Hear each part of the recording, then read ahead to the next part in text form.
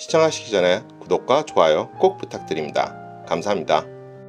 근친혼을 하면 유전병의 확률이 높아진다는 이야기는 많이들 들어보셨을 것입니다. 그런데 이런 근친혼은 매우 오래된 유물이기도 합니다. 자신의 혈통이 우수하다는 생각에서 그 혈통을 보존하는 방법으로 선택한 것이 근친혼인데, 대표적인 사례가 고대 이집트와 스페인 합스부르크 가문일 것입니다. 그리고 실제로 두 경우에선 수많은 유전병이 발병한 것으로 알려져 있는데, 그 이유는 무엇일까요? 유전자나 염색체 이상 등의 요인에 의해 발현되고 그것이 유전되는 질환을 유전병이라고 합니다. 그리고 유전병을 일으키는 유전자가 우성인 경우 부모 중 한쪽이라도 해당 유전병을 지니고 있어 이 유전자가 자식에게 전달되면 자식에게도 유전병이 나타나게 됩니다. 그런데 그나마 다행스럽게도 돌연변이 유전자는 대개 열성 유전자인데, 기형이 발생하려면 부모로부터 물려받은 두 개의 유전자가 모두 돌연변이 유전자여야 하는 것입니다. 여기서부터 확률의 문제가 나오게 됩니다.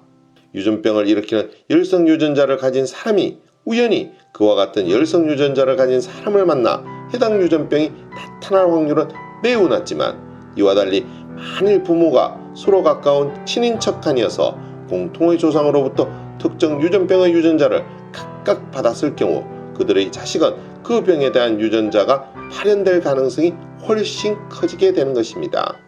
실제로 희귀한 유전병은 대부분 근친혼의 산물이며, 근친혼을 법으로 금지하고자 하는 것은 이러한 생물학적 근거에 바탕을 두고 있다고 할 것입니다. 일례로 워너 증후군이라고 불리는 조로증 질환자의 70%는 근친혼의 결과로 태어났으며, 전세계 워너 증후군 환자의 80%는 근친혼이 많은 일본인이라는 통계가 있습니다. 또한 근친혼에 따른 유전병 발병 확률과 관련하여서는 3촌 내의 근친혼일 경우에는 12.5%, 8촌의 경우에는 0.4%에 이른다고도 합니다. 앞에서 잠깐 설명드렸듯이 고대 이집트에서 왕은 신의 아들이며 감히 보통 사람과는 결혼을 하지 못하는 것으로 간주되었기에 대대로 왕은 근친인 왕족끼리 결혼을 해 그 핏줄을 이어갔습니다. 대표적인 사례로 이집트 제18왕조의 파라오인 아크나톤은 말년에 그의 장녀인 메리트아톤과 그리고 이어 그의 셋째 딸인 앙케세파톤을 왕비로 삼았습니다. 그리고 우리가 잘 알고 있는 클레오파트라도 8살 어린 동생 프롤레마이오스 13세와 결혼하였습니다. 그리고 이들 파라오의 유물이나 미이라에서는 근친혼으로 생긴 프롤리 유전병 등 갖가지 기형의 흔적들이 보고되고 있다고 합니다. 근친혼과 유전병의 이야기를 할 때 가장 많이 입에 오르내리는 것이 스페인의 합스부르크 왕가일 것입니다. 사실 왕가의 근친결혼은 합스부르크 가문에서만 성행한 것은 아니었습니다. 당시만 해도 유럽 대부분의 가문들은 청약결혼으로 근친혼을 택하는 경우가 들어 있었습니다. 그러나 근친의 정도는 멀었습니다. 그런데 이와 달리 합스부르크 가문은 매우 가까운 친인척 간에 이루어지는 경우가 많아 6촌 이내의 결혼이 상당 부분을 차지했고, 심지어 삼촌과 조카 사이에도 있었습니다. 기록에 따르면 합스부르크 가문에서 태어난 자식들은 병약해서 빨리 죽었고 유아 사망률도 매우 높았습니다. 당시 스페인에서는 각종 질병과 영양실조로 약 20% 정도가 10세 전에 사망하였는데, 좋은 환경의 합스부르크에서는 절반가량이 10세를 넘기지 못했다는 것입니다. 합스부르크 왕가의 마지막 왕 칼로스 2세의 부모인 펠리페 4세와 마리아나는 삼촌과 외조카 사이였습니다.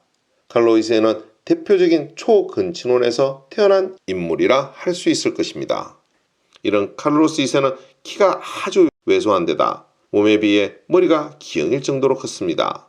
뿐만 아니라 가슴이나 등뼈가 굽어 곱사등이가 되는 구루병을 앓고 있었으며, 이 밖에도 각종 내장 질환을 앓고 있었고 원인을 알 수 없는 혈뇨로도 고생했습니다. 희귀하면서도 고치기 힘든 질병은 그가 다 가지고 태어났다고 해도 과언이 아닐 정도였습니다. 그렇다고 근친혼이 이와 같은 비극적 결말만 낳는 것은 아닙니다. 앞서 말씀드린 바와 같이 확률의 문제이기 때문에 처음부터 양질의 유전자들만 가진 집단에서의 경우에는 이와 같은 현상이 일어나지 않는 것입니다. 가장 대표적인 것이 신라 시대의 근친혼이라 할 것입니다. 신라 23대 pë풍왕의 아우인 입종갈문왕은 pë풍왕의 딸, 즉 조카와 결혼하여 24대 진흥왕을 낳았습니다.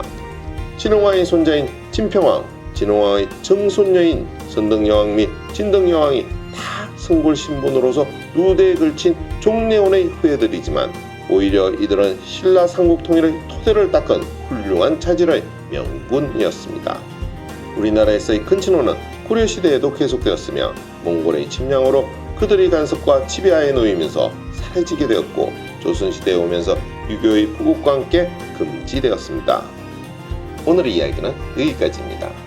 더 좋은 이야기로 찾아뵐 수 있도록 구독과 좋아요 꼭 부탁드립니다. 알림 설정도 잊지 마시고요. 감사합니다.